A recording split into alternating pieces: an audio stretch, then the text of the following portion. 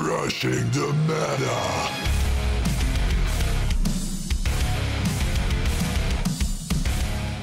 Alright, a big welcome to you all to our channel. We are Team Crushing the Meta, and today we're here for you guys with a video on another episode of Crazy Game Changing. In this episode we will talk about Gyze. So Gyze is finally revealed, and some people are going crazy as always when something gets revealed, but this is really insane. People are talking shit about Gyze, people are saying that he's OP, and some others are saying that he's weak and he's nothing. But let's actually talk facts. So before we go into our thoughts, let's explain what Gyze can do. So as we thought, Gyze is a grade 4, but he's not only a grade 4, he's also a grade 0. So as you can see right here, it's like Neon Messiah, but more of a Gyze Neon Messiah something. Its name actually is Neon Gyze. Well, yeah, very original Bushira, but it's really nice. So Gyze is actually one card with two sides. In every side, you have on the one side you have the grade 4 Gyze, on the other side you have the grade 0 Gyze, and that's actually very interesting. So let's start with the Neon Gyze, and after that go to the real Gyze. So Neon Gyze starts actually as a normal card in your deck, and you could play him as a starter, but you could also just throw him in your deck. But he's playable as a starter. And what he does is, whenever you ride on the top of him, which he is a grade 0, he goes to your G zone face up. But he doesn't count as a generation break because it's a normal unit. The Giza grade 0 is just a normal unit, so it's not GB. So it's not a G unit which has a red bottom. It's just a normal unit with just black gray bottom, so it doesn't count as generation break, but it does count as a face-up card in your G zone.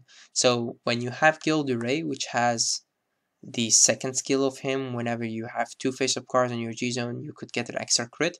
That does work with him because it's still a face-up card in your G zone, but it's not GB. So that's actually interesting. Keep that in mind. I will give you a link when you could check all of these skills. His second skill of the Neon Gyze, whenever he's in your G zone, he gets two continuous skills and the ultimate stride skill. The first continuous skill is whenever you get a trigger in your drive check or your damage check, or whenever your opponent uses a skill that gives you damage. But whenever you get a trigger, the trigger effect will go off, but the power of the trigger, so the extra 5k, will not be there. It becomes another skill, which is flip one of your Zeros Dragons and remove it to your bind zone face up. So you actually bind one of your Zeros Dragons from your G zone whenever you get the ability to give power to their triggers. And then your Zero Dragons will stay in your bind zone, so your opponent cannot move them, or you yourself cannot move them from there. They stay face up in your bind zone. And then when you have 5 of your Zero Dragons in your bind zone, so all different 5, because you have to have different Zero Dragons, and you are at grade 3, we don't know if your opponent should also be at grade 3. Till now, they only say if you are at grade 3, then you may pay the cost for the ultimate stride, which is of course a card with the same card name as your Vanguard, and then you may stride, or actually flip Gyze and you stride him. But before you do that, you have to remove all cards from your field. So all cards from your circles, you have to remove your soul, you remove your hearts, you remove everything. You even remove your whole G zone out of the game. And then Gyze becomes your Vanguard. And whenever Gyze becomes your Vanguard, then you get other skills, which is from Gyze himself. The first skill that you get is actually an auto skill. Whenever this card is placed on Vanguard Circle, you choose 5 Zeros Dragons from your bind zone and you call them to separate Vanguard Circle. The skill of Neon Gyze said that you cannot move the Zeros Dragons, but whenever it becomes Gyze, it goes face down, so this skill will not be more in effect. So then you may activate the skill of Gyze himself to call all of your Zeros Dragons to your field. The Zeros Dragons cannot attack from the back row, they cannot boost each other, but they are there to stay on your field. Because Gyze also protect your zero dragons, so they cannot be or they're actually unaffected by any cards, and they cannot be retired, they cannot be locked, you can't do anything with them. Even cards that target circles will not be able to retire them because they are unaffected by your opponent. Not only that, they cannot be retired, which is very, very, very interesting. Also, they cannot be attacked. So that's also something. You cannot just attack them and destroy them. That doesn't work. And the same with Gyze himself. He could be attacked, of course, otherwise how could you win? But you cannot delete him, you cannot target him, blah, blah, blah, blah. Which we'll come back to that later. And then at the beginning of your turn, you deal 1 damage to your opponent for every serious dragons you have in the graveyard circle. So this is actually like a Glendios. So when you stride into Giza, your opponent will get 1 more turn, and then you will be able to finish them off because you will definitely deal them like 5 damage and kill them. So there are some things that Bushrod answered us because there were some questions and there were a lot of explanations. So this is the link right here. You could go there and you could check it yourself. Which Bushrod did really good job to explain how Gyze work and how this works and how he goes to your G zone and everything. So that's actually very nice. You ride into the Great One, and whenever you get a trigger, you'll be able to give the crit to your Vanguard, but the power will not go off, so you stay the same, but you will be able to flip one of your Zero's dragons. So that's actually very nice. If you're at grade 3, you may discard the same card name as your Vanguard, and then everything, your soul, your bind zone, your regards, everything goes away. Your drop zone stays, and then you stride into Gyze, which is actually the Neon Messiah will be flipped, and then you are able to call all of your Zero's dragons, as you can see right here. So you get your Gyze, and then Gyze's skill goes off to get all the Zero's dragons. And then they explained, of course, more. And then we have some questions, and the questions that we have are right here. So that's actually very interesting. All of these questions, you can read them yourself because I just explained all of those. But we have some more rulings. The rulings that are very important, if you have the time, read all of them, so you could pause the video or just click on the link and check them out.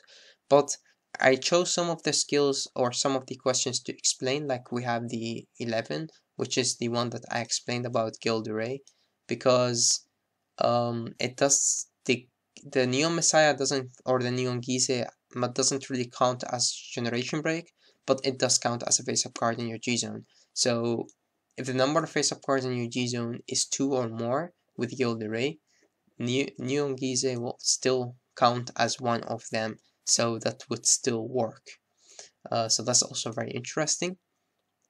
And then we have question 14, which is also very nice. If Neon Gyze happens to turn face down, so it was face up, when it goes face down, like here you have him face up in your G zone, whenever it goes face down, the skill of Neon Gyze will still be in effect. So that's actually really interesting, that even if it goes face down, its skill will still be in effect. Because it's a G zone, it doesn't say face up G zone. If it happens to have multiple Neon Gyze, well, yeah, you could, but why would you? So it could happen. So if you, let's say you have multiple Gyze in your G zone, then when you get a trigger, you only could flip 1 Zero's dragon. So that's actually really interesting that they thought about that. Question 16 is also very interesting. Whenever you ultimate stride into Gyze, your GB count will stay at 1.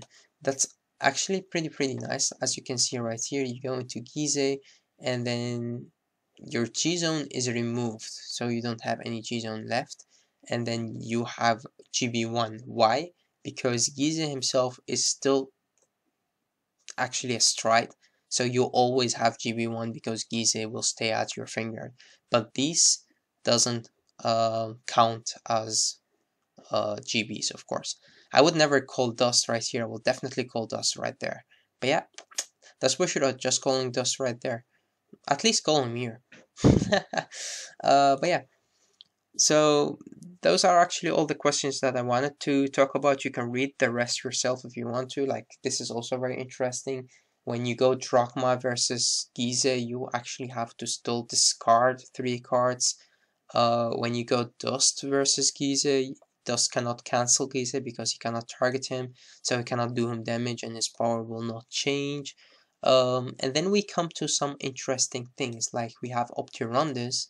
Of course, Optirondus, when you go to him, your opponent cannot call, so even if they go into Gyze, they cannot call their um, Zeros Dragons from the bind zone. That's actually really, really good. So Optirondus and Gridora, so Mega Colony with Dark Phase, are very, very, very good against Gyze.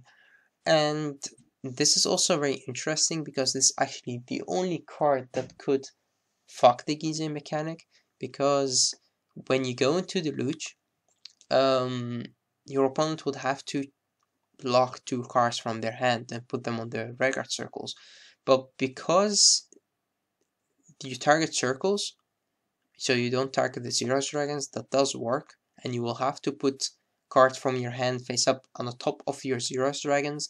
Your Zeros Dragons will be retired, but with the mechanic. So Gyze cannot protect them because they are not retired with a skill or attacking or something. They are retired because you're putting a card face up, face down, or face up, doesn't matter. You have to call something from your hand on the Guardian Circle, so they will get removed. And then they will go to your G zone, which is interesting because they will still have face up G zone, which normally you couldn't with Gyze. So that's also very interesting. And then skills like Stillwater, or Charlotte, or like when it said your opponent cannot guard with the Great Zeros, those kind of skills will still go off because they don't target regulars or target Giza himself, they just activate. So like Stillwater or Silent Tome, or skills that say like Double Vampire, will still be active. So yeah, that's actually really interesting. The Purge cannot do Gize damage because it cannot target it, so it cannot deal them damage. You cannot delete Gize, so that's also very interesting. You cannot, as I said, retire, lock, dominate, or bound, or whatever, or bounce. Um, the Zeros Dragons, you can put them into the soul. You can't do anything with them. So that's actually very, very interesting. So that's all we have to tell about Gize as in facts. So let's get back to Gize himself and explain what we think about Gize. First of all, we think that Gize is really, really, really good made. It's really nice designed. Is it balanced? Well, not talk about that because that's more people think yes and people think no. Myself, I think that we should have really thought about this, and when they created it, especially the Neon Gize, is actually really, really, really good made, and it works really nice. Like, this is really, really interesting that they thought about this. It doesn't count a generation break, but it does count with skills like Guild Array. It's also very nice that they thought about that. So I think that they really did a good job. And Gize himself also, it's really, really nice. It's like a Glendios type of card, so that's also very nice. I think that this is too much, dealing your opponent 1 damage for every face up Zero's Dragon on the Vanguard Circle. That's actually really, really a lot, because that will give your opponent only 1 turn to finish you off, and if they don't finish you off that turn, then you die, or they die. so let's talk about Gize. How could this work? Well, Gize as a card, or actually the Gize pack, is enough to be able to play this deck. Let's say that the Gize pack is 1 pack in every case. That would make the Gize pack about, let's say, 300 till 400 bucks or euros. That's, I think, alright. It's a bit expensive, but it's alright. So it's actually more interesting if Bushrod will put 2 Gize packs in every case. That would make the Gize pack less expensive, like 200 euros or dollars. and that would mean that the Giza is more playable, and people will make fun decks with Giza, will put them in a different kind of decks. You could put them in a rush deck, you could put him in kind of a drop heavy deck, because he's playable. It's one card with the other zero dragons that you get from the Giza pack, and you're able to put Giza in any kind of deck that you would like to. So you will benefit from having like a small different mechanic that everybody would like to play. But I'm very happy that Giza is not just in very, very strong stride that you could play in every deck. It doesn't work like that. You have to have him as your starter, and you have to play the 5 different zero dragons. So it does take 5 slots from your G zone, and it does take 1 slot as your starter from your deck. So that's really good. That's really well thought. Um, so I'm very happy and I'm very excited to see what kind of decks that we will be able to make with Gyze. One more thing, is Gyze really the new mechanic of the new series? That would be really, really, really nice, because then we will get new archetype for every clan, and maybe some new clans. We'll already know that we will getting, I think, at least one new clan, and maybe a new main villain and new main clans.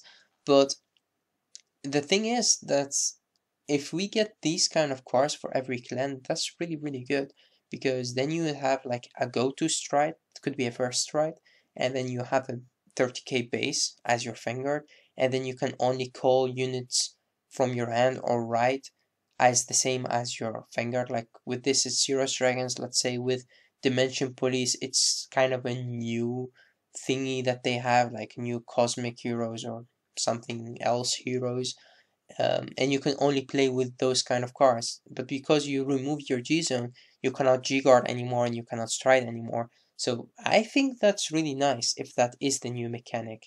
So I hope that that's the new mechanic. Then if that's the case, you will not stride anymore because you don't have any G zone and you don't have any G guarding. So that's actually pretty cool.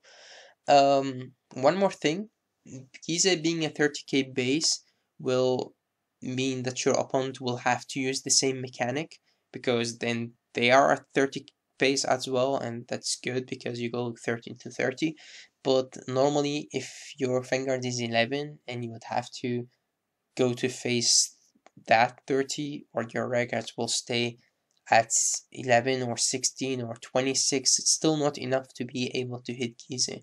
So you need at least 36 to be able to do something to him, and that's still just a 10k shield for your opponent. So yeah, that's actually very scary that you... Let's talk about Gyze for a minute. So let's say on your first turn you have flipped and your opponent's playing Gyze, which is actually just Gyze. In any deck, let's say in Oracle Think Tank Gyze or Susanoo Gyze. So they have their finger, they flip it up, it's Neon Gyze. They write, so Neon Gyze will go to their G zone. Or you attack into them, they get a trigger. They attack into you, they get a trigger. Let's say they go into grade 3, and they have 3 or 4 face up zero dragons in the bind zone. And that's actually where it gets interesting, because they actually could go Gyze before you go into grade 3, because that's what the card said. But let's say they cannot, so they still could go Gyze as a first stride. So let's say you're at grade 3, you ride first, and then they ride, they're at grade 3, they could go Gyze right there. And that would mean that you will only get one turn to do something. And that only turn that you have to do something would still have to go against a 30k body Gyze, because their field would look like this, and they will attack you with 25, 30, 25. That's it, because they cannot get power triggers, they cannot get anything, because as we have read right here from one of the rulings, the skills of the stand triggers will not activate, the skills of the critical triggers will also not activate. The only triggers that they could activate are heal and draws. That's actually very, very good. That's right here. If you check a trigger while you're on Gyze, grade 4, you cannot give any of your units, even your Vanguard, the power, the crit, and the stand, but you could still draw and heal. So that would mean that your field is unaffected by your own triggers, which you can only make 25, 30, 25, 25, 25, 30. That's everything that you could do. But that's enough, because it's not about attacking, it's about surviving their turn, and Gyze will be able to do them the 5 damage or 3 damage in the case of you're playing against Skyscraper, but still 3 damage each turn is just more than enough to kill them. So that's really interesting. But yeah, I think that the card is really good designed. I don't think that it's OP. I think that it's really strong, but I don't think that it's OP.